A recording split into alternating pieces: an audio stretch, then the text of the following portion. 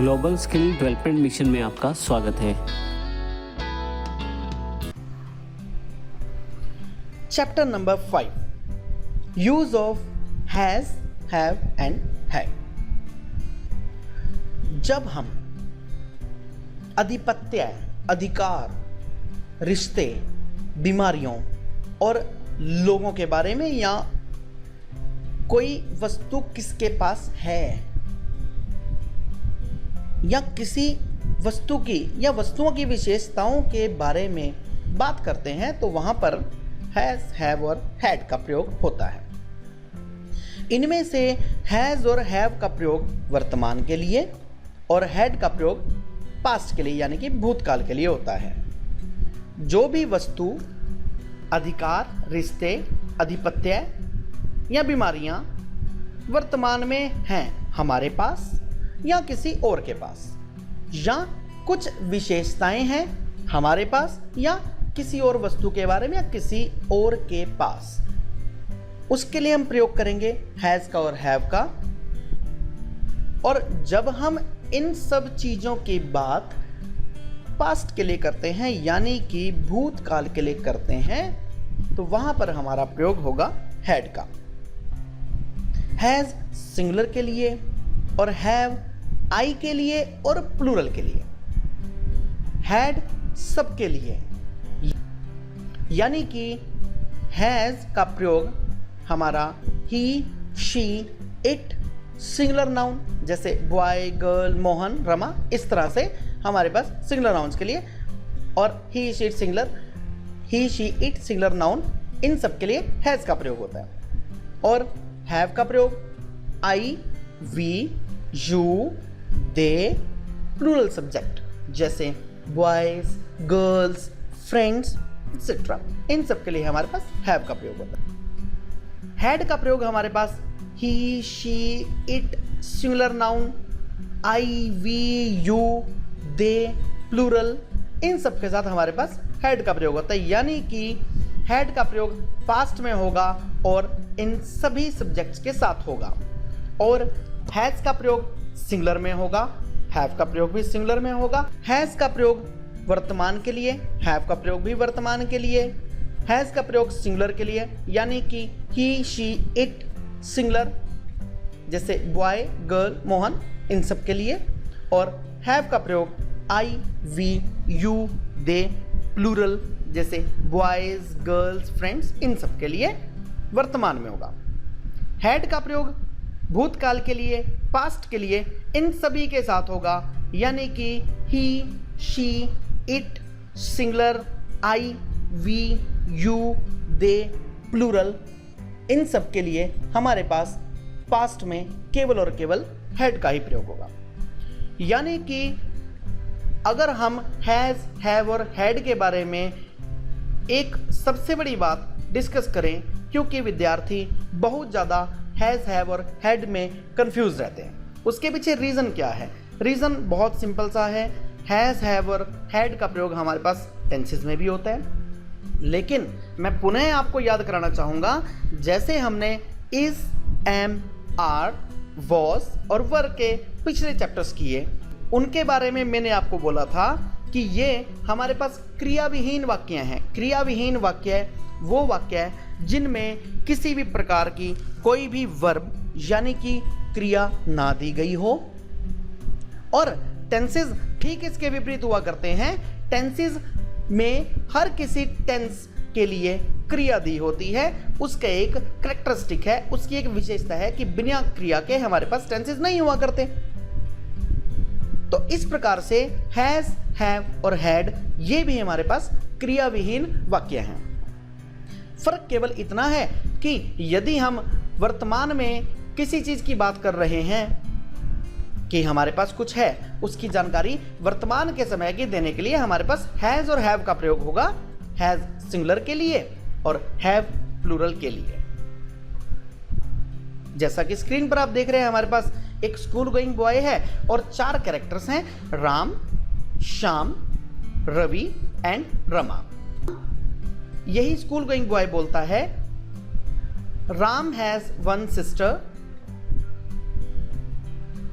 यही school going boy Shyam के बारे में बोलता है, श्याम हैज अ मोबाइल, कि श्याम एक मोबाइल रखता है या श्याम के पास एक मोबाइल है।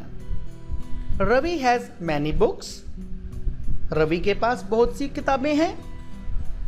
Rama has a TV, Rama के पास एक टीवी है। थोड़ा सा इसको और डिफाइन करते हैं। जब भी हमारे पास कोई चीज है उसकी जानकारी देने के लिए वर्तमान के लिए हैज और हैव का प्रयोग होगा।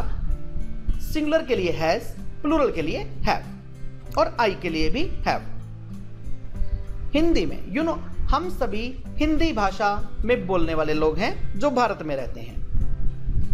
हम हिंदी में बोलते हैं तो इसलिए हम अपने माइंड में सब कुछ हिंदी में ही सोचते हैं। जब हम अपने माइंड में हिंदी में कोई चीज सोचते हैं तो हमारे माइंड में कुछ ऐसे वाक्य हुआ करते हैं जैसे मेरे पास एक मोबाइल है।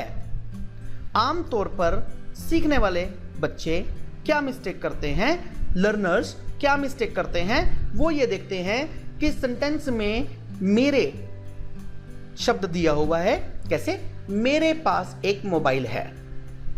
लर्नर्स तुरंत मेरे को देखकर, यानी कि मेरे शब्द को देखकर वहां पर माई लगा देते हैं और कई बार एक विद्यार्थी ऐसा सेंटेंस बना देता है माई, और उसको पता है कि इसका हैव लगाना है, माई हैव अ मोबाइल। ये गलत सेंटेंस हो गया। गलत क्यों हो गया? क्योंकि हमने इस सेंटेंस के लिए एक स्पेशल ट्रिक का प्रयोग नहीं किया। आइए सीखते हैं उस ट्रिक को। बहुत सिंपल सी ट्रिक है। जब भी हमारे पास कोई ऐसा वाक्य हो जिसमें पास शब्द लगा हो, जैसे राम की एक बहन है, यानी कि राम की एक सिस्टर है, राम के पास एक सिस्टर है, इसको हम इस प्रकार से, यानी पास वाले शब्द को हम रखने वाले शब्द में कन्वर्ट कर दें तो हमारा सेंटेंस बिल्कुल ठीक बनेगा, क्योंकि हमारा सब्जेक्ट वहां पर ठीक आ जाएगा। कैसे? मैं अपने वाले उसी वाक्य को पुनः दोहराता हूं। मेरे पास एक मोबाइल है, तो मेरे की इंग्लिश हुई माय, हमारा सेंटेंस गलत हो गया। इसको मैं पास वाले सेंटेंस को रखने वाले वाक्य में कन्वर्ट करता हूं। मेरे पास एक मोबाइल है, मैंने इसको ऐसा कन्वर्ट किया, मैं एक मोबाइल रखता हूं। जब मैंने पास वाले वाक्य को रखने वाले वाक्य में कन्वर्ट किया तो हमारे पास सब्जेक्ट सीधा सीधा निकलकर सामने आ गया कि मैं एक मोबाइल रखता हूं। हम वाक्य के शुरू का, वाक्य के आरंभ का सेंटेंस लें, मैं की इंग्लिश हुई आई, और उसके बाद रखना शब्द की इंग्लिश लगा लें, यानी कि आई के साथ हमारे पास हैव लगेगा, तो इसलिए आई हैव। साथ ही हमारे पास इसका उत्तर मिल गया कि क्या चीज, उसका उत्तर आ गया मोबाइल। तो मेरे पास एक मोबाइल है, पास को हमने रखना में कन्वर्ट किया। कैसे?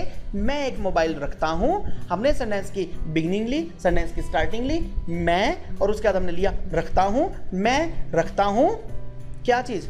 एक मोबाइल। आई मैं रखता हूं, have I have a mobile, हमने उसका आंसर यहां पर दे दिया, हमारा बिल्कुल ठीक वाक्य बन गया।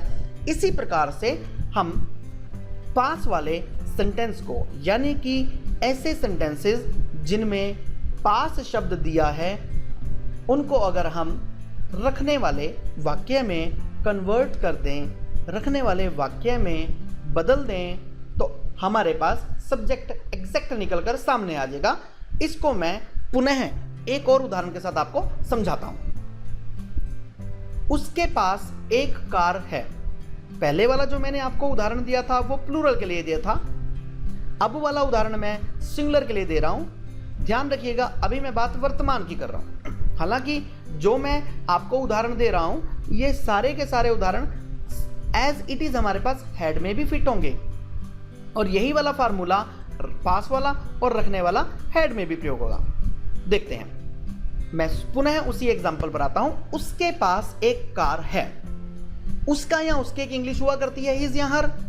आपने वाक्य में देखा उसके पास एक कार है, हिज या हर आपने शुरू में लगाया और सिंगुलर है इसलिए हैज लगा, his has a car. Oh my God, ये अपने आप में एक गलत सेंटेंस बन गया। क्यों बना? क्योंकि हमें सब्जेक्ट नहीं क्लियर हो पाया। हमें सब्जेक्ट को क्लियर करने के लिए पास वाले वाक्य को रखने वाले वाक्य में कन्वर्ट करना पड़ेगा। बदलना पड़ेगा। कैसे? उसके पास एक कार है। रखने वाले वाक्य में इसको बदलते हैं, यानी वह एक कार रखता है या रखती है। वह एक कार रखता है। दोबारा से उसी फार्मूले पर आते हैं। वह रखता है। वह की इंग्लिश ही, रखने की इंग्लिश ही के साथ हमारे पास हैज लगना है। ही हैज, यानी कि वह रखता है, इसकी इंग्लिश हमने बना ली, ही हैज। साथ ही प्रश्न उठा क्या? एक कार।